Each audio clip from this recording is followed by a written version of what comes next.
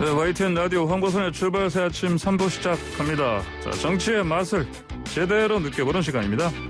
김남국의 국, 박수영의 수, 진한 정치 맛집 국수대담 열띤 토론, 자, 이어가겠습니다. 오늘도 코로나 방역 때문에 전화로 연결합니다. 김남국 더불어민주당 의원 전화로 연결돼 있습니까? 네, 안녕하세요. 안산 단원을 김남국입니다. 예, 안녕하십니까. 자, 박수영 국민의힘 의원님 나오십니까? 네, 안녕하세요. 박수영입니다. 네, 안녕하십니까. 자, 어제 그 대통령이 사상 첫 온라인 기자회견 했는데 먼저 첫 질문 자체가 벌써 사면이었습니다.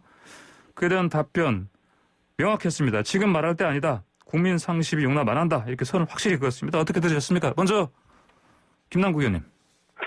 네, 대통령께서 이제 고민을 많이 하셨다라고 하면서 솔직한 생각을 말씀을 국민께 드린다라고 이렇게 이야기를 해주셨는데요. 예. 국민 눈높이에 맞는 이야기를 좀 하셨다라고 생각이 됩니다. 이게 사면권이라고 하는 것이 대통령이 행사를 하는 것이지만 사실상 국민들이 여기에 대해서 공감을 하고 용서를 하지 않는 이상 행사를 할 수 없다라는 것을 강조하셨다라고 보이고요. 예. 이제 무엇보다 이제 가장 중요한 게 용서를 한다라고 하면 이게 국민 통합적인 관점에서 그런 것들이 행해져야 되기 때문에 잘못한 사람들이 그 잘못을 인정하고 국민들에게 용서하는 그러한 어떤 것이 전제되어야 되는데 예. 재판 결과 자체를 인정하지 않은 상황에서 사면을 하는 것 자체가 적절하지 않다라는 것을 이게 국민 상식이다라는 것을 좀 확실히 했다라고 보이고요. 또 이제 그리고 이제 국민 통합 관점을 좀 이렇게 덧붙이셨던 것 같습니다. 네. 전임 대통령을 이렇게 지지하거나 또 사랑하고 뭐 이렇게 아끼는 그런 분들에 대한 안타까워하는 마음을 좀 공감한다라고 이렇게 말씀을 하시면서 이제 그런 국민들의 아픔을 국민 통합적인 관점에서 뭐 만들어가자라는 것은 존중한다라고 이렇게 여지를 남겨두는 말씀을 이렇게 하셨던 것으로 보이고요. 예. 네, 그럼에도 불구하고 대통령께서 어제 강조하셨던 것은 그 시점에서 국민적인 어떤 공감대가 형성되지 않았기 때문에 사면은 불가능하다라는 것을 솔직한 마음을 확실하게 좀 표현해 주시지 않았나라는 생각이 듭니다. 예. 박수영 의원님께서는 어떻게 보셨습니까? 예, 사면 좀 불가하다. 네. 네네. 국민적인 공감대, 국민 상식 이런 말씀들을 하셨거든요. 예. 이게 책임 있는 리더의 자세는 아니라고 생각합니다. 잘 아시는 것처럼 이 사면 문제가 이낙연 대표가 처음 시작을 했는데 이게 대통령과 이낙연 대표 성격으로 봐서 교감 없이 진행했을 리라고는 보질 않는 사람들이 많거든요. 본인은 아니라고 말씀하셨습니다만. 네네. 근데 일단 재개하고 나니까 지지층의 반발이 있었던 거죠. 그러니까 이낙연 대표도 살짝 꼬리를 내렸고 대통령께서 똑같은 마찬가지로 이낙연 대표를 면을 살려주지 않은 것이고 어떻게 보면 젊은 사람들 얘기하는 걸로는 이낙연 대표를 디스한 거라고 볼 수도 있는 겁니다. 네. 근데 이게 그 책임 있는 리더라면 노무현 대통령께서 뭐 FTA 파병이라든지 이라크 FTA 타결이라든지 이라크 파병이라든지 이런 결단을 내리지 않았습니까? 그래서 예. 이 사면이라는 것은 대통령의 결단을 요구하는 책임 있는 리더의 자세가 필요한데 국민 통합이라는 측면도 있고 인도적인 측면도 있거든요. 이분들이 이제 뭐 70세, 80세 되신 분들 아닙니까? 그렇다면 너무 지지층의 목소리에만 귀를 기울이고 본인이 할 수 있는 책임 있는 리더로서의 자세를 보이지 못하고 있는 부분에 대해서 아주 안타깝다 이런 생각을 합니다. 사실 얼마나 그 많은 법안 통과라든지 이 정부 와서 했던 일들이 국민적 공감대가 없는 부동산 관련된 법이라든지 기업 규제법이라든지 국민적 공감대가 없는 법들도 많이 통과시켰거든요. 예. 이제 와서 대통령의 고유 권한인 이 사면권을 행사하는 데 있어서 국민적 공감대 운운하는 것은 아마 리더로서의 자세 아니다 이렇게 저는 보고 있습니다. 네, 알겠습니다. 다음으로 윤석열 총장에 대해서요. 문재인 정부의 검찰총장이다 이렇게 얘기를 했습니다. 또 뭐 추윤 갈등 이른바 이 부분 관련해서는 뭐 민주주의 과정이지만 감정 싸움으로 비춰진 건 또 반성한다도 이렇게 얘기를 했고요. 자, 이 답변은 어떻게 들으셨습니까? 네, 이제 뭐 대통령의 사과가 뭐 어렵냐라고 이렇게 보시는 분들도 있는데요. 그런데 예. 이제 대통령의 그 사과 라고 하는 것이 어떻게 보면 중대한 정치적 결단의 의미를 갖는다고 볼 수가 있습니다. 예. 대통령의 말씀 한마디 한마디가 국정 운영의 방향과 국가의 정책을 정하기 때문이라고 저는 생각이 드는데요. 예. 이번에 대통령은 한 번 더 이렇게 좀 사과를 한 것으로 보입니다. 네. 네, 지난번에 이제 법원에서 윤석열 총장의 징계 결정이 나온 다음에 더 이상의 이제 혼란을 가중시키지 않고 예. 또 법원의 결정을 좀 존중한다라는 차원에서 이제 사과의 메시지가 나왔었는데요. 이번에 한 번 더 신년 기자회견을 통해서 국민들에게 사과의 메시지를 전한 것으로 보이고요. 예. 결국에 지금 중요한 것은 무엇보다 중요한 것은 방역과 그리고 코로나19로 여러 가지 정말 어려워하는 국민들의 민생을 돌보는 것이다라는 그런 국정의 방향을 이렇게 말씀하신 것으로 보이고요. 예. 또 그리고 이 검찰 개혁이라고 하는 것이 윤석열 총장 개인에게 어떤 초점을 맞춰지는 것이 아니라 수사와 기소를 완전하게 분리해서 검찰은 공소를 유지하는 기관으로 거듭나게 하는 제도적 개혁을 완수하는 것이 중요하다라고 이렇게 보신 것으로 보이고요. 예. 또 그다음에 이게 결국에는 윤석열 총장을 크게 이제 포용하고 끌어안은 모습인 거잖아요. 그리고 또 윤석열 총장의 어떤 여러 가지 행보에 대해서 정치적 의미를 가지고 있지 않다라고 이렇게 말씀을 하셨기 때문에 예. 여러 가지 검찰에 대한 당부도 포함을 하고 있는 것으로 저는 해석을 하고 있습니다. 네, 알겠습니다. 박수영 의원께서는 어제 예. 검찰총장, 현 정부의 네네. 검찰총장이 이렇게 얘기를 했습니다. 네네. 뭐 예. 현 정부의 검찰총장 이렇게 말씀하시고 네. 이 추윤 갈등의 원인이 네. 감정 싸움이라 이렇게 말씀하셨거든요. 네, 그분도 근데 참 얘기하셨죠. 인식이 좀 안타깝다 이런 생각이 듭니다. 추윤 갈등, 검찰과 법무부의 갈등이라는 게 두 분의 뭐 감정 싸움 이렇게 볼 사항이 아니거든요. 이 추윤 갈등의 핵심이라는 거는 살아있는 권력을 검찰에서 수사하겠다고 하는데 이 수사하려는 검찰총장을 찍어내려고 한다. 이게 이제 갈등의 기본 원인이지 두 분의 감정 싸움으로 축소해서 예. 끌고 가려고 한 부분에 대해서는 아주 이해가 부족하지 않나 안타깝다 이런 생각이 들고요. 그래도 앞뒤가 전혀 맞지 않습니다. 이게 윤석열 총장이 현 정부의 검찰총장이라고 끌어안았다 이렇게 말씀하셨는데 그러면 이초에 징계안에는 왜 사인을 하셨고 법무차관 인사는 뭐 하루 만에 임명을 해가지고 이틀 뒤에 그 징계위원회를 열었거든요. 예. 법무차관 인사는 또 왜 그렇게 서둘렀나 앞에 하신 일하고 지금 말씀하시는 거하고 즉 행동과 말이 앞뒤가 전혀 맞지 않는 이런 실망스러운 내용이었다고 저는 보고 있습니다. 예. 저는 이제 박수영 의원님의 의견에 좀 이제 다른 견해를 좀 가지고 있는데요. 예. 지금 이제 추윤 그 갈등의 본질을 뭐 살아있는 권력에 대한 수사를 막기 위해서 찍어내기다라는 식으로 이렇게 말씀을 하셨는데 저는 그렇게 보지를 않고 있습니다. 오히려 검찰의 잘못된 정치적 수사와 편파적 수사 이런 어떤 선택적 수사에 대한 민주적 통제를 법무부 장관이 이번에 법적으로 절차를 밟아서 제대로 해나갔다라고 이렇게 보이고요. 그 과정에서 그 법무부 장관이 가지고 있는 법적 권한을 최대한 활용하면서 검찰에 대한 지휘권을 충분하게 행사를 했다라고 생각이 됩니다. 과거에나 이런 때 보게 되면 법무부 장관이나 민정수석을 통해 가지고 검찰권을 사실 국정 운영을 하는데 남용하거나 여러 가지 이용하는 그러한 어떤 그 대통령들이 많았었는데 이번에 문재인 대통령은 검찰권에 대한 중립과 독립을 확실하게 지켜주면서 법적인 확실한 어떤 그런 민주적 통제 장치만을 사용하면서 이 검찰권을 독립시켜줬기 때문에 그러한 점을 이번에 문재인 대통령께서도 확실하게 강조한 것으로 저는 보입니다. 예. 그게 예. 상호 모순이죠. 그 민주적 통제와 검찰의 독립성이라는 게 모순되는 단어인데 지금 우리 김남국 의원님께서 함께 쓰고 계시거든요. 민주적 통제를 하면서 검찰의 독립성을 인정해준다. 이게 상호 모순되는 얘기입니다.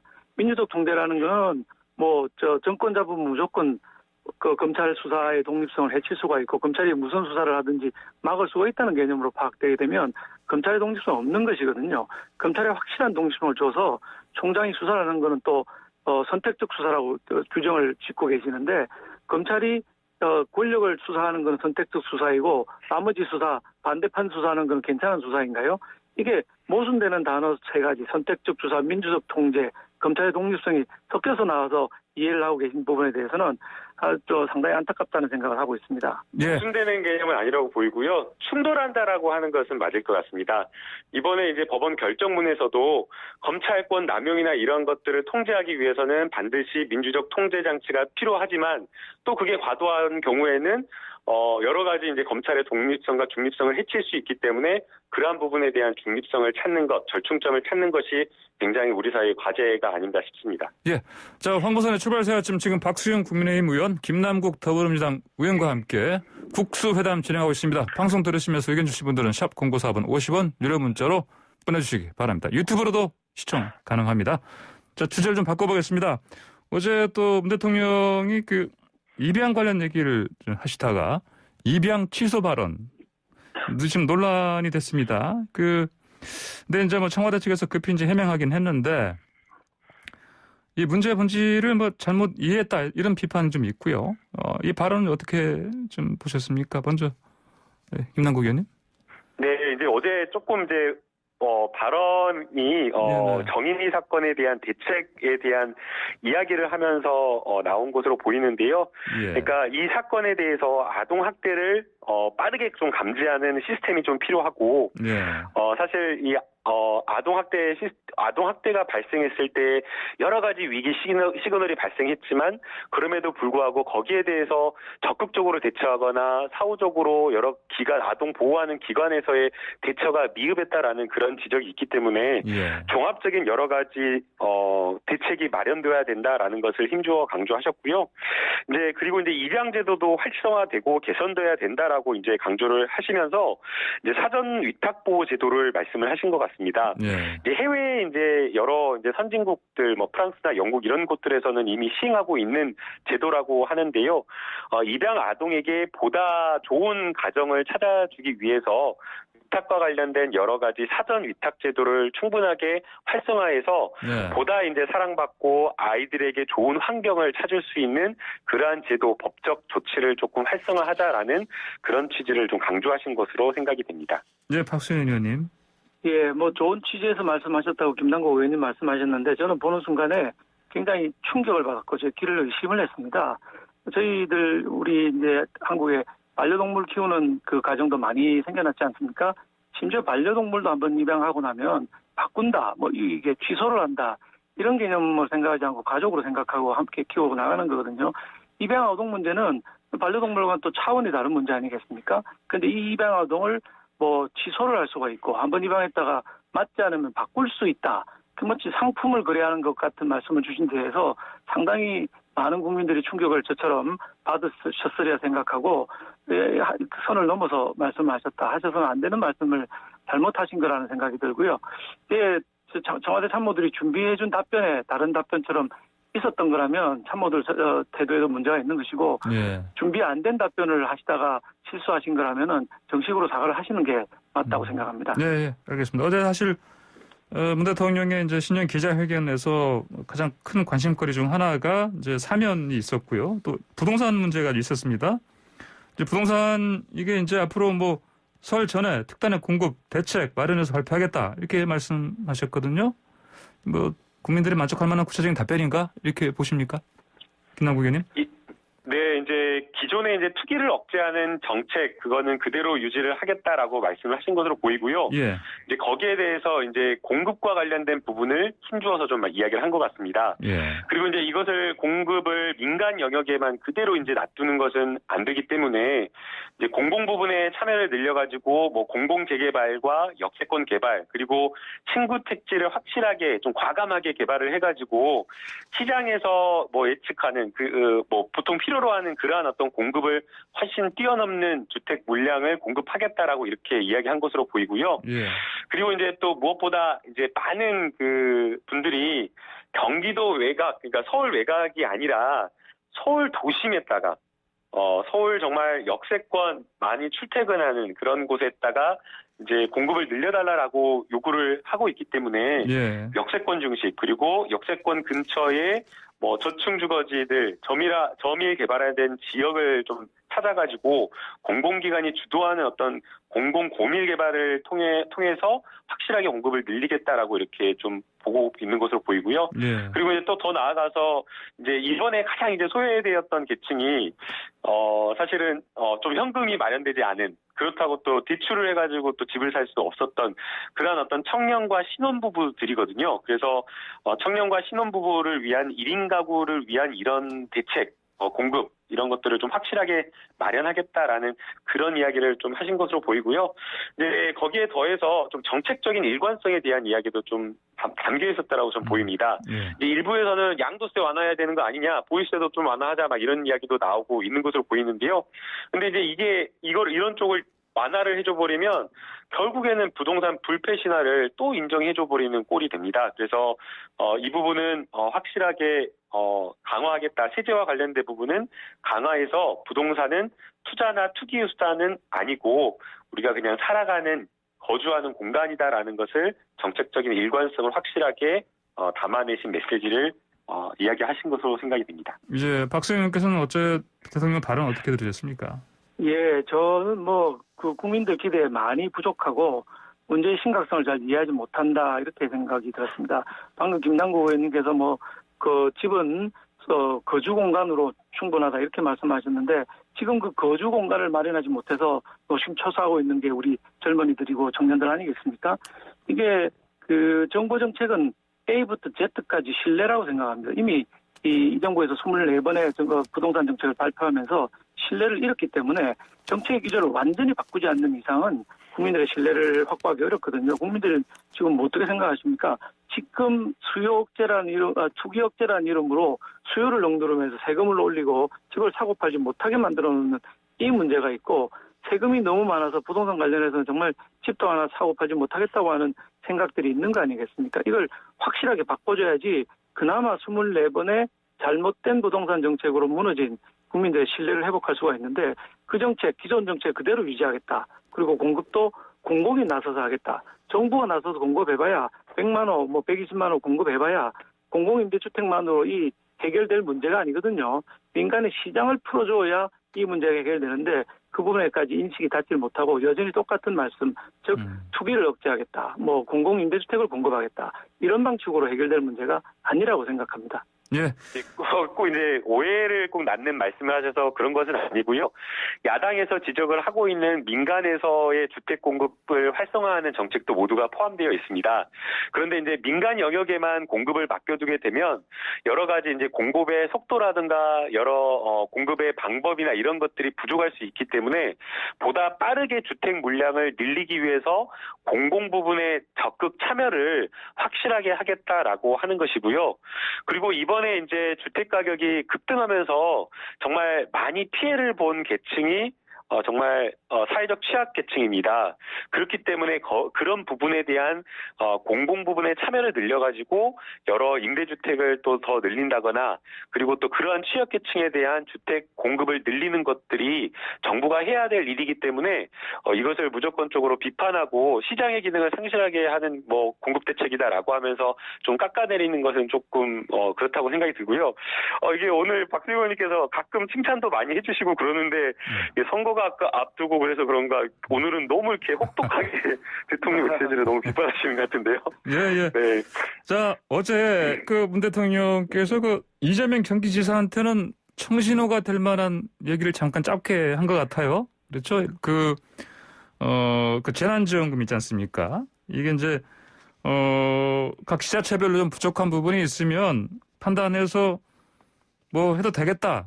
이런 식으로 얘기를 했어요. 그래서 이제 어제 이재명 경기지사 원래 기자회견 하려다가 또 갑자기 취소했는데 취소한 보람이 좀 있겠습니다. 이재명 경기지사는요. 그렇죠? 네. 예?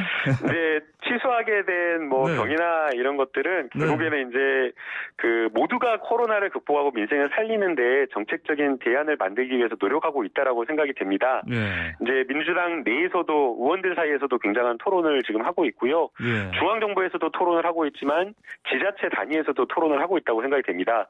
이제 어제 대통령 메시지는 중앙정부에서도 할 일이 있겠지만 그것만으로는 충분하지 않기 때문에 지자체가 또 할 할 수 있는 것, 부족한 것들은 지자체가 더 이제 집중적으로 보완해서 할 수 있는 것들을 해달라라는 그런 요구였던 것으로 보이고요. 네. 거기에 이제 화답하듯이 이제 경기도 이재명 지사님께서 이제 재난 기본소득과 관련된 부분을 이야기한 것으로 보입니다. 그것뿐만 아니라 지금 최근 저희 당 내에서는 이제 소상공인 영업 손실 보상 대책을 빠르게 마련해야 된다라고 하면서 활발하게 이야기를 하고 있습니다. 예. 이제 지회법에 따라서 영업 정지를 이렇게 하게 되면 사실은 영업 제한 조치 거의 아예 그 일을 하지 못하게 되고 그게 지금 1년 가까이 되고 있는데요. 우리 헌법에서는 재산권을 제한하거나 기본권을 제한할 때는 거기에 적절한 보상을 하도록 되어 있는데 이 법률에 그 보상 기준이 마련되지 않아서 소상공인에 대한 영업 손실을 사실상 하지 않고 있었던 겁니다. 그래서 이런 부분에 대해서 빠르게 적극적으로 그리고 광범위한 대책을 마련해서 정말 1년 동안 어려움을 겪고 있는 소상공인에 대한 대책을 빠르게 마련하자라고 지금 저희 당에서 지금 논의하고 있습니다. 예, 그렇군요. 그러면 여당 국민의힘 쪽에서는 뭐 어떤 움직임이 있습니까? 박수영 의원님, 그 선별 지급으로 소상공인과 자영업자에게 4차 재난지원금을 집중적으로 준다. 혹시 이런 쪽으로 좀 뭐 의견이 모아지고 있습니까? 예, 지금 사실 4차 재난지원금 논의하기로는 시기가 예. 너무 빠르다고 생각합니다. 3차 재난지원금 편성을 해서 아직 다 지급도 하지 않은 상태이거든요. 예. 이 지급이 끝난 다음에 이제 4차 재난지원금 문제가 논의돼야 되는데 이것도 안 하고 벌써부터 3차도 지급 안 했는데 4차 논의를 한다는 게 좀 시기상조라는 생각이 들고요. 예. 지금은 백신에 초점을 맞춰야 되지 않겠는가. 만약에 4차 재난지원금을 지급한다면은 보편적 지급보다는 선별적 지급. 왜냐하면 이게 당연합니다. 이 코로나 사태로 절반 정도의 국민들은 소득이 줄지 않았다는 것이거든요. 예. 줄어든 절반 정도는 엄청나게 많이 줄어드는 것입니다. 그러면 줄어들어서 고생하는 사람을 도와줘야 된다는 건 당연한 것이고요. 예. 방금 우리 김남국 의원 말씀하신 것처럼 헌법 23조에는 사유권, 재산권에 대한 보호를 명시하고 있습니다. 공공의 필요에 의해서 코로나 같은 것이죠. 공공의 필요에 의해서 재산권 행사를 제한하게 되는 경우에는 보상을 하게 되어 있습니다. 근데 예. 이 부분에서 전혀 준비하지 않은 상태에서 1년 동안 계속 이렇게 끌어왔던 것이고요. 진작에 했어야 될 부분이라고 생각하고 우리 당도 이 부분에 대한 법안 개정안은 많이 내놓고 있습니다. 애초에 저희 당 주장은 100조 정도의 큰 돈을 만들어서 이 조항에 근거해서 손해를 본 사람들 모두 지원금을 줘야 된다. 보상 차원에서 돈을 줘야 된다는 것이었고요. 예. 이거는 사실 국세청에 있는 그 소득세 데이터를 보면은 전부 알 수가 있습니다. 누가 손해를 받고 누가 이익을 받는지 알 수가 있기 때문에 손해본 계층에 대해서 손해본 액수에 상응하는 헌법 23조에 기초한 보상을 했어야 맞는데 지금도 너무 늦었다 이렇게 생각합니다. 예. 어제 재난지원금 이게 집행할 때마다 그 액수라든가 대상 시기 놓고 막 여러 가지 이제 토론이 있는데요. 근데 이제 이게 선별이냐, 맞춤형 지원이냐, 아니면은 전국민 지원이냐, 이게 양자 충돌하는 문제는 저는 아니라고 생각이 됩니다. 선별 지원도 집중적으로 지원하는 것들도 굉장히 필요하다고 보이고요. 왜냐하면 취약계층 같은 경우 아니면 집중적으로 더 피해를 보신 분들도 있기 때문에 그런 부분에 대한 것은 선별 지원이 필요한 것으로 보이고요. 또 거기에 대해서 선별 지원할 때 사실 형평성 문제도 발생하고 또 여러 가지 여러 가지 기준에 따라서 지원을 한다고는 하지만 사각지대에 있는 분들도 있기 때문에 맞춤형 지원을 하면서 또 동시에 전국민 지원을 통해서 경기 진작을 위한 전국민 지급 이런 것들도 필요하다고 보이거든요. 그래서 이게 마치 충돌하거나 대립하는 것, 양자 충돌하는 그런 것처럼 해서 어느 하나가 옳다, 그르다라는 식으로 이렇게 싸울 문제는 아니라고 보이고요. 방역 시점에 맞춰서 어떤 정책이 필요한지 중앙정부가 또 이 정책을 폈을 때 또 지자체에서는 보완적 정책으로서 다른 어떤 그 정책을 펴면서 서로 이렇게 좋은 어떤 그 경기를 회복하기 위한 정책을 만들어 나갈 수 저는 있다고 보입니다. 예. 선한 의도만으로 정책이 되는 게 아니거든요. 김남국 의원님이 양자 충돌이 없다고 말씀하셨는데 보편지급과 선별지급 간에 충돌이 없다. 이 말씀은 재원이 무한히 있을 때 얘기입니다. 무한히 있을 때는 그게 가능하지만 나라 돈이라는 건 항상 한정이 있고 그게 다 세금으로 만들어지거나 빚으로 만들어지는 거거든요. 그걸 생각하면은 전부 나눠주기도 하고 또 핀셋으로 선별적 지원도 하고 이 두 가지가 양립할 수가 없는 거라는 국가 운영에 관한 기본적인 생각을 해야 되는 것입니다. 저는 국민의힘 그런 정책적 의견에 동의를 하기가 어려운데요. 선별만이 옳은 정책이고 보편적 정책, 그러니까 전 국민에게 경기 진작을 위한 그러한 어떤 정책을 하지 말자는 것에는 동의하기가 어렵습니다. 이미 우리가 전 국민을 대상으로 한 재난지원금을 지급했을 때 정말 그 골목골목 상권, 소상공인들에게 많은 혜택이 돌아가고 경기가 진작되고 지역 상권이 살아난 것을 체감을 했습니다. 그렇기 때문에 이렇게 좋은 정책적 효과가 있는 것을 재정 때문에 안 된다. 그리고 선별이 훨씬 효과적인데 왜 선별을 해야지 이게 보편 지급을 하느냐라고 하면서 마치 보편 지급은 잘못된 정책인 것처럼 이렇게 이야기하는 것은 타당하지 않다라고 보이고요. 저는 오히려 선별 지급과 보편 지급을 적절하게 효과적으로 섞어가면서 정책적인 효과를 극대화하는 게 필요하다고 저는 보입니다. 예. 이런 게 효과적이라는 생각 자체가 문제가 있다는 걸 제가 말씀드리는 겁니다. 1차 재난지원금 때 우리가 전부 지급을 했는데 한 2달, 석 달 반짝하다가 다 사라져버렸거든요. 그런 방식으로는 망해가는 길거리에 나앉는 소상공인은 아무 도움이 안 되는 겁니다. 그 두 가지 다 할 수 있다면 얼마나 좋겠습니까만은 항상 우리가 정책을 할 때 고민해야 되는 게 재원이거든요. 아니 그 나라 돈이 뻔하게 한계가 있다면은 길거리에 나앉고 일자리를 잃고 있는 분들을 위해서 이분들을 위해서 아예 대기업들도 요새 극장이나 레저 같은 거는 완전히 망하고 있는 판이거든요. 어려운 사람들, 망해가는 사람들 도와주는데도 재원이 모자라기 때문에 하는 말씀이지 다 있다면 무슨 짓을 못하겠습니까? 그렇게 선심성으로 돈 써도 될 게 나라 돈이 아닙니다. 예산이 그렇게 한도가 없이 화수분이 아니거든요. 예. 자, 이 주제는 여기까지만 좀 나눠보겠습니다. 지금 김남국의 국, 박수영의 수, 지난 정치마치 국수대담 열띤 토론 이어가고 있습니다. 방금 청취자분들 여러분들이 메시지 주셨는데요. 7092님께서는 이미 다 올랐는데 이제 와서 뭘 하나요? 이런 메시지를 주셨고 6676님께서는 지도자는 진실을 말할 때 공감력을 얻어 위기를 같이 헤쳐나갈 수 있습니다. 이런 의견 주셨습니다. 5493님께서는 사회자가 시간 배분 양자 동일하게 해주세요. 이렇게 보내주셨는데 두 분 제가 시간 동일하게 좀 드리지 않았습니까? 예, 의제별로 조금씩 이제 말씀하실 내용이 좀 다르고 또 시간이 좀 달라지기 때문에 들으시는 분 입장에서는 아무래도 두 분한테 동일하게 시간을 때로는 못 드리는 것 같다 이렇게 느끼시는 것 같습니다. 제가 더 노력을 좀 하겠습니다. 자, 다음 주제 시간이 좀 얼마 안 남았는데 이제 3분쯤 남았는데 간단하게 오늘 김진욱 공수처장 후보자 인사청문회 이제 열리는데 어떻습니까?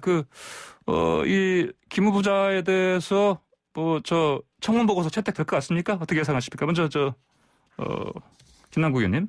네, 이제 조금 이따 10시부터 인사청문회가 예정되어 있는데요. 네. 여러 가지 이제 의혹 보도나 이런 것들을 보게 되면 큰 하자나 흠결은 안 보이는 것으로 보이기 때문에 예. 채택은 될 것으로 보이고요. 결국에 중요한 것은 초대 공수처장으로서 공수처를 어떻게 운영할 것인지 무엇보다 공수처가 가지고 있는 정치적 중립성과 독립성을 어떻게 확보해 나갈 것인지 이런 것이 매우 중요할 것으로 보이고요. 예. 공수처 인사와 관련된 부분 그리고 공수처가 맡아야 될 사건에 대한 처리 기준 이러한 것들을 좀 집중적으로 질의하고 싶습니다. 예, 박수영 의원께서 좀 더 하실 말씀이 많을 것 같은데요. 그렇죠? 공수처는 사실 위헌적인 기관이라고 저희가 누차게 얘기해왔고 그 출범부터 패스트 트랙이라는 걸 동원해서 무리하게 통과가 됐고 이번에 개정안 자체도 국회가 정한 입법적인 절차를 전혀 지키지 않은 상태에서 개정안이 통과가 된 것이거든요. 애초에 탄생하지 말아야 될 기관을 탄생시켜놓고 그 수장에 대한 이제 청문회를 하는 입장입니다. 근데 준비하시는 우리 김진욱 공수처장 후보자가 그동안에 낸 입장을 보면은 굉장히 두루뭉실한 답변들 하고 있어요. 공자님 말씀으로 자꾸 하고 계시는데 여야 간의 검찰개혁의 방향에 관해서는 아무런 이견이 없기 때문에 잘 될 거다. 이런 말씀하시는데 아까 우리가 모두에도 윤석열, 윤추 갈등에 대한 얘기를 했습니다만 검찰개혁의 방향에 대해서 여야 간의 이견이 태평양만큼이나 지금 넓은 상황입니다. 근데 여야 간 이견이 없어서 잘 될 거라는 식의 공자님 말씀으로 두루뭉실하게 말씀하시는데 이래가지고는 제대로 된 청문회가 되겠는가. 제대로 자기 소신을 밝히고 검찰의 독립성 또 공수처의 앞으로 운영 방향에 있어서 정치적으로 영향을 받지 않겠다는 소신을 확고하게 보여주지 않는 이상은 오늘 채택은 어려울 것이다 이렇게 보고 있습니다. 근데 채택이 되나 안 되나 그동안에 26번이나 네. 대통령께서 네. 청문 경과 보고서 채택이 안 돼도 하셨기 때문에 이번에도 역시 마찬가지로 경과 보고서 채택한데도 강행하실 거라고 보기 때문에 기대는 하지 않습니다. 예, 자 마지막으로 하나 더 이거 얘기 나눠볼게요. 그 박범계 법무장관 후보자 내정 직후에 검찰과 협조 강조하면서 관계 개선 관측 나왔는데 한 언론사에서는 이제 검찰 인사에 대해서 최대한 윤 총장과 협의하겠다 이런 얘기도 나왔고요. 이런 것들이 구체적으로 실제 그렇게 될 것 같은 그런 조짐으로 볼 수 있겠습니까? 먼저 김남국 의원님 간단하게요. 네, 예. 문재인 대통령님께서 항상 이제 강조를 해 왔던 게 검찰이 개혁의 주체로 나서달라라는 이야기를 하셨었습니다. 예. 아마 이제 그 박범계 장관 후보자도 검찰이 개혁의 주체로 나서달라라는 그런 차원에서 검찰 인사와 관련된 부분에 있어서 검찰과 충분하게 상의를 하겠다라는 이야기를 한 것이 아닌가라는 생각이 듭니다. 예. 그리고 아울러서 어제 이제 있었던 신년 기자회견에서도 대통령께서도 검찰의 여러 가지 모습을 이렇게 크게 이제 포용하는 그런 모습을 보여줬는데요. 장관 후보자도 검찰을 끌어안고 여러 가지 이제 논란이나 이런 것들보다는 조금 조직을 안정시키는 데 방점을 찍어서 검찰 개혁을 제도적으로 확실하게 이끌어 나가겠다라는 그러한 큰 그림과 구상을 좀 가지고 있는 것으로 보이고요.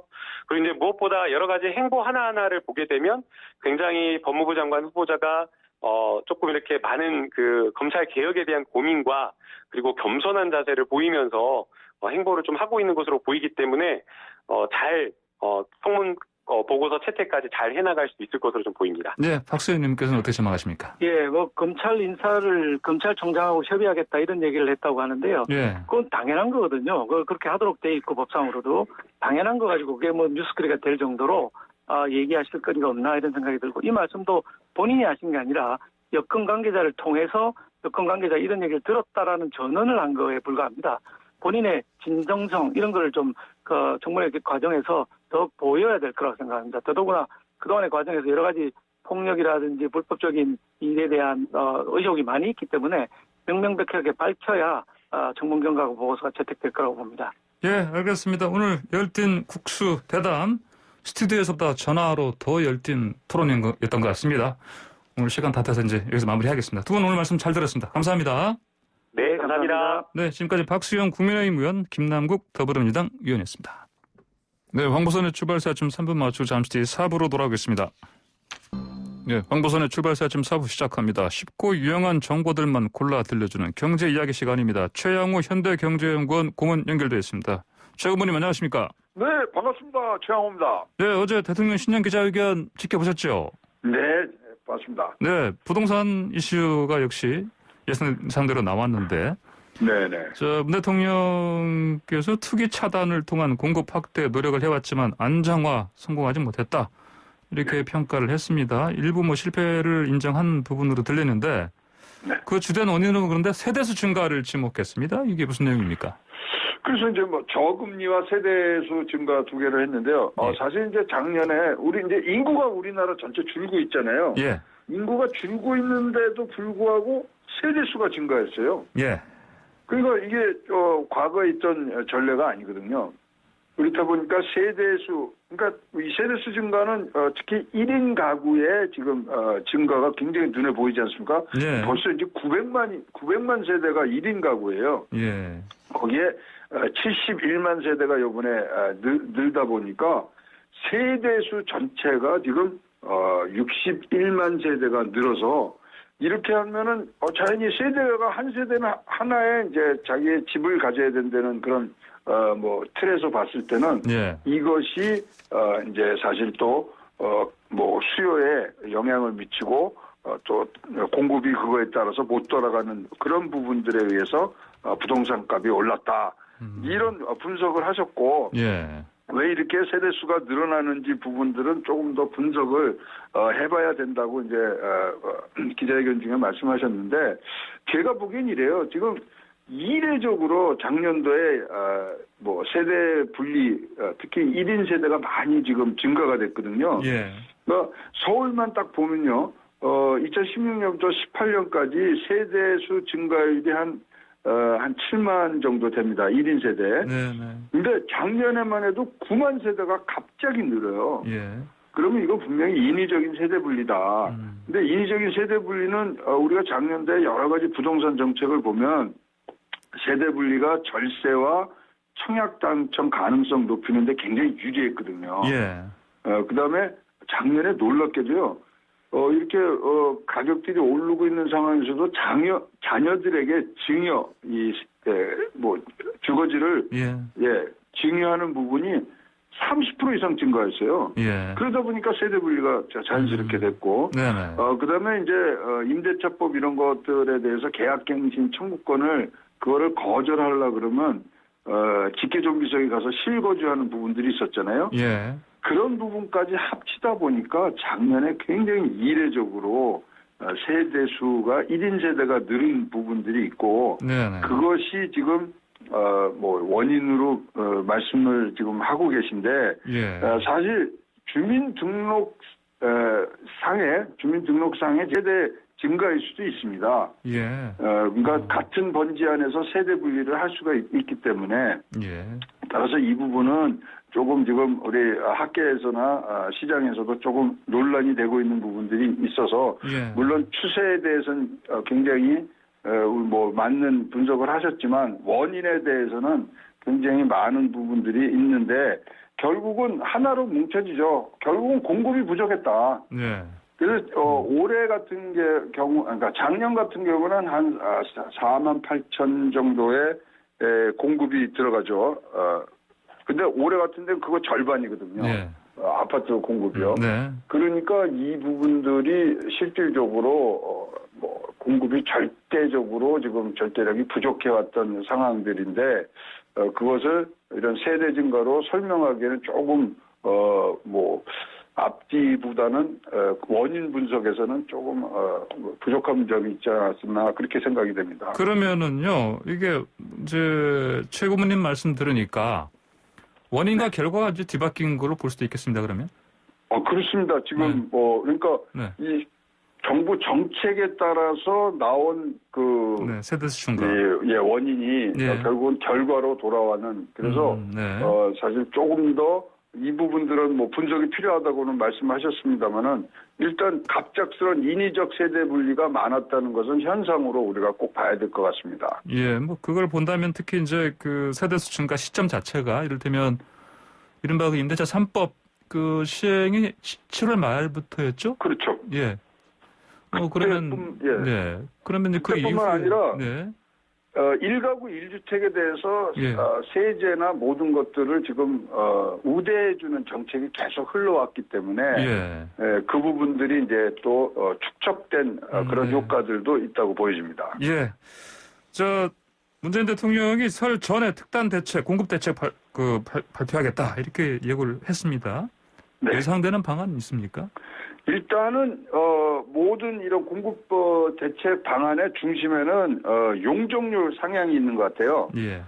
근데 지금 우리 변창흠 장관께서 3종 세트를 내놓은 적이 있지 않습니까? 그래서 역세권의 공유 개발하고 준공업 지역하고 저층 주거지 개발하는데 지금 특단의 대치 그리고 시기적으로 빠르게 당겨올 수 있는 부분 저층 주거지 개발이거든요. 그래서 저는 공공 소규모 재건축 그러니까 주택단지라든가 그다음에 빌라, 연립, 아파트 소규모의 재건축을 하는데 여기에 용적률을 굉장히 많이 늘려주는 형태로 이런 부분들로 공급 대책이 나올 것 같고요. 물론 이제 지분 적립형 SH에서 하는 그것들은 병행해서 진행이 될 겁니다만은 이거는 2003년 이후에나 지금 들어올 수 있거든요. 새로 짓기 때문에. 그래서 연립주택단지 공급이 굉장히 눈에 띌 것 같고요. 그러다 보니까 지금 빌라, 연립주택 이런 것도 또 가격이 덩달아 또 오르고 있어요. 네, 알겠습니다. 자, 그러면 그 지원금 얘기도 좀 해볼게요. 또 역시 여러 차례 나왔지만 얘기가 보편적, 선별적 어떻게 할 것인가 질문이 나왔었는데 이거 어떻게 답변을 봐서는 이게 명확하게 어제 읽을 수가 없는 것 같아요. 그렇죠? 어떻게 해야 되지? 예. 네, 저는 대통령께서는 이거는 정확히 잘 짚으신 것 같아요. 왜냐하면 보편적이냐 선별적이냐 당시에 추구하는 정책 목적에 따라서 이것을 정해야 된다 이렇게 얘기를 하셨는데 맞습니다. 그러면 우리가 첫 번째 줬을 때는 전 국민한테 소비 진작 차원에서 경기 부양을 위해서 쓰는 그 당시의 경제 상황에 대해서 맞춰서 주신 거고 그 다음에는 이후에는 진짜 어려운 곳에 지금 선별적으로 주고 있지 않습니까? 네네. 그래서 이 부분이 진짜로 앞으로도 계속 기본소득 등등의 프레임에서 얘기가 되지만 대통령께서 굉장히 이 부분을 명확히 그 당시에 경제 상황에 따라서 해야 된다는 정확한 판단을 해주시고 그리고 그 당시에 경제 상황이 이랬을 땐 이렇게 간다 하는 원칙을 정하는 부분에 대해서는 이제 전문가들과 정책 기반자들이 또 만나서 얘기를 해놓고 그런 소위 말하는 매뉴얼이 있어야 된다는 부분들이 같이 나왔었으면 조금 더 좋았었지 않느냐 이렇게 생각이 됩니다. 예, 알겠습니다. 자, 바이든 미국 대통령 신임 대통령 취임식 이제 현재 시간 20일이지 않습니까? 네. 그럼 내일인데. 전 세계가 이제 바이든이 어떤 경제 정책을 펼칠 것인가 이른바 바이드노믹스 큰 관심 쏟고 있는데 근간 개념 물어봐야 되겠습니까? 지금 보면요, 하여튼 일단은 자유무역, 그다음에 친환경, 그다음에 분배, 그다음에 다자주의 이런 것들이 근간이 돼서 지금 바이드노믹스를 지금 짜고 있는 것 같고요. 일단은 대선 과정에서 바이든 당선자가 계속 주장했던 것은 중산층 회복을 위한 안정적 성장이거든요. 근데 이것을 한꺼풀 밑으로 들어가면 사실 경제 민족주의가 굉장히 강하게 냄새를 풍기고 있습니다. 모든 걸 미국 거를 사야 되고 미국 내에 공급망을 다시 확충을 하고 그래서 저희가 이제 트럼프에서 바이든으로 바뀐다 그래서 기본적인 게 바뀐다고 생각은 전혀 안 합니다. 왜냐하면 미국 중심의 공급망을 말고 미국 않는 다자주의 그런 체제를 다시 확립하기 때문에 미국이 1등이 돼야 된다는 경제 민족주의를 지금 버리지는 않은 걸로 보입니다. 방법이 트럼프와는 다르게 이렇게 세계의 어떤 전체를 아우르는 다자주의의 우두머리로서 가는 부분들이 바뀌는 거지 미국 중심의 이런 부분들은 안 바뀌는데 어쨌거나 우리는 그것도 경험했고 트럼프도 경험했기 때문에 이번에 이렇게 나가는 부분에 특히 그 사이에 저희도 경제적으로 굉장히 지금 성공하면서 등치가 컸기 때문에 다자주의의 어떤 선도적 역할을 하는 부분들로 올라탈 수 있는 그런 기회를 만드는 것이 바이드노믹스를 우리 바라보는 한국의 경제의 숙제라고 생각을 합니다. 트럼프 대통령 때는 중국과의 정면 충돌 때문에 하신 우리가 고래싸움을 새우등 터시네 이런 얘기 있었는데 이런 상황은 안 벌어지겠죠? 아니 근데 중국 견제에 대해서는 사실 바이든이 더 엄격한 잣대를 갖다 댈 수도 있습니다. 지금 트럼프는 관세만 지금 굉장히 무기로 썼거든요. 근데 바이든은 앞으로 쓸 수 있는 무기가 인권, 환경, 노동 이런 것까지 들어가기 시작하면요. 중국이 견뎌내지 못합니다. 그래서 기자들이 바이든한테 질문을 했어요. 이제 미중 무역 전쟁 어떻게 확산을 하시겠습니까? 이렇게 물어보니까 답이 굉장히 명료하게 나왔어요. 트럼프가 만들어 놓은 거기서부터 시작을 하겠다 해요. 그러니까 트럼프가 지금까지 중국을 굉장히 제압을 한 부분들은 그대로 이어받아서 가겠다는 얘기거든요. 그래서 앞으로도 더욱더 많은 미중 간의 그런 아주 치열한 싸움은 우리가 변수로 보지 말고 상수로 봐야 되는 그런 상황으로 생각을 합니다. 그렇군요. 알겠습니다. 마지막으로요. 지금 공매도 요즘 논란이 뜨겁습니다. 근데 이제 테슬라 공매도 세력이 지난해 44조 손실을 봤다는데 이게 무슨 얘기입니까?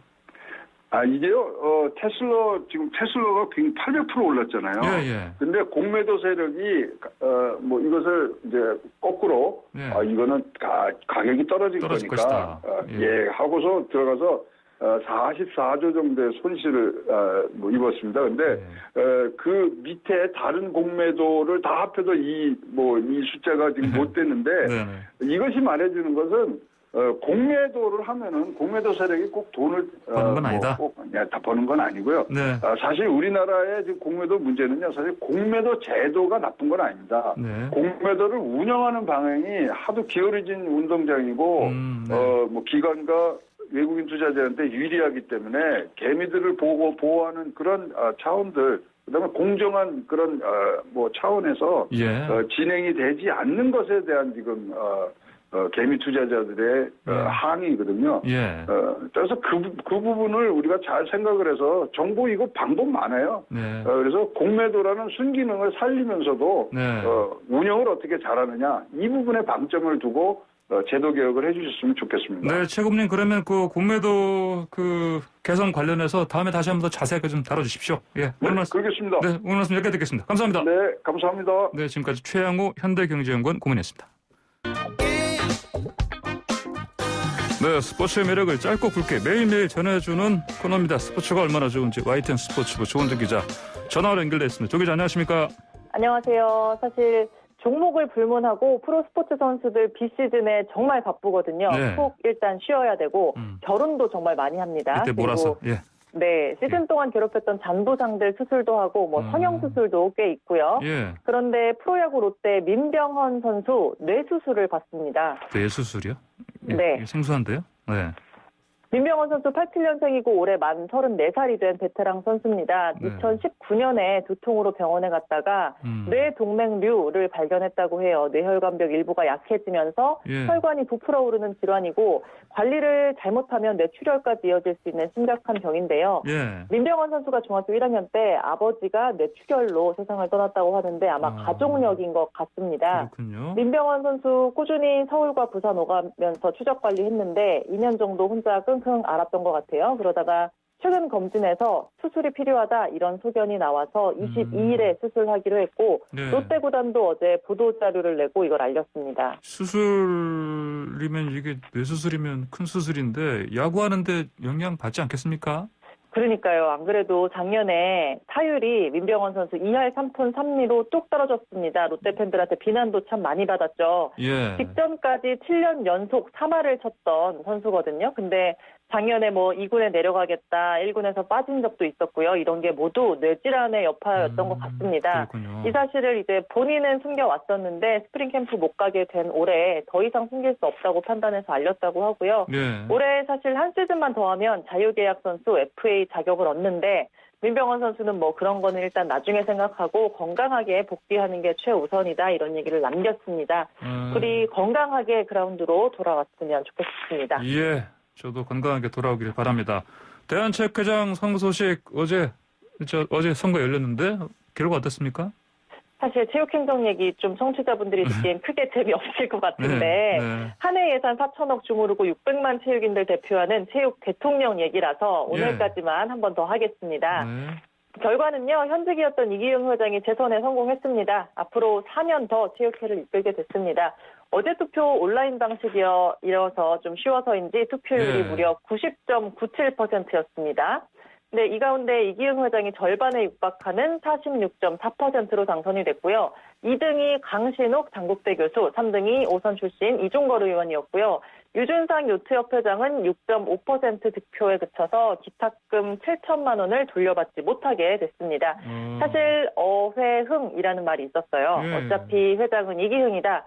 본인도 저쪽이 후보 단일화 안 하면 1대1만 아니면 내가 이긴다. 다다익선이다. 이렇게 입에 달고 살았는데 예고된 결과였다고 봅니다. 현직 프리미엄에다가 각종 체육계 외풍에 총대 메고 할 말을 그동안 다 해왔다. 이런 기류가 반영이 됐다고 봅니다. 네. 이기흥 회장은 2025년까지 4년 더 체육회 이끌면서 체육회장 몫으로 올랐던 IOC 위원도 정년인 70살까지 유지할 수 있게 됐고요. 예. 사실은 재임 기간 동안 쇼트랙 조재범 코치 폭행 사건, 또 최숙현 사태 등 겪으면서 능력이나 도덕성, 스포츠 인권에 대한 비판도 사실 참 많았습니다. 근데 새 임기 동안 체육 개혁 또 스포츠 인권 확립에 앞장서야 하는 숙제를 안게 됐습니다. 예, 그 안민석 후보가 미뤘다는 그 이종걸 후보 파격적 네. 공약 내놨었는데 3위에 그쳤나요? 간단하게 좀 정리해 주세요. 네, 이번 선거 기간 사실 씬 스틸러 역할 톡톡히 했는데 예. 민주당 출신 장영달 전 의원이 체육회장 나가려다가 선거법 위반 전과 때문에 가로막히자 이종걸 전 의원이 대타로 후보 등록 전날에 갑자기 출마 선언했고요. 예. 하룻밤새 불출마한댔다가 후보 등록 4분 전에 다시 막차로 등록하는 등 정말 시작부터 좌충우돌 행보였죠. 이후 체육인 10만 명에게 1,000만 원씩 코로나19 피해 보상금 주겠다. 체육기금 1조 원이면 충분하다. 만들 수 있다. 하면서 민주당 이낙연 대표와도 교감이 있었다면서 함께한 사진도 공개했고요. 예. 올림픽 나서는 선수들 백신 우선 접종하겠다 이런 얘기 했는데 체육인들은 이게 현실성이 있냐, 누구를 바보로 하냐 이런 볼멘소리 했고 결과적으로 역풍을 불러왔습니다. 예. 정부 여당이 지원이 있었지만 고배를 마셨다고 보고요. 결과적으로 단일화 못한 게 배착이었습니다. 알겠습니다. 오늘 스포츠 소식 여기까지 듣겠습니다. 감사합니다. 감사합니다. 네, YTN 스포츠부 조은지 기자였습니다. 네, 황보선의 출발새 아침 마칠 시간 됐습니다. 청취자 7260님께서 김현정 뉴스쇼, 김종배 시선 집중, 김경래 최강 시사에 비해서 황보선의 출발새 아침 공정하고 객관적이라 오늘부터 채널 고정입니다. 라고 보내주셨습니다. 응원은 감사드립니다. 요즘 청취율 조사 기간입니다. 이분처럼 이런 응원도 주시고 저희 방송 들으신다고 답해 주시면 참 감사하겠습니다. 저는 내일 다시 찾아뵙겠습니다.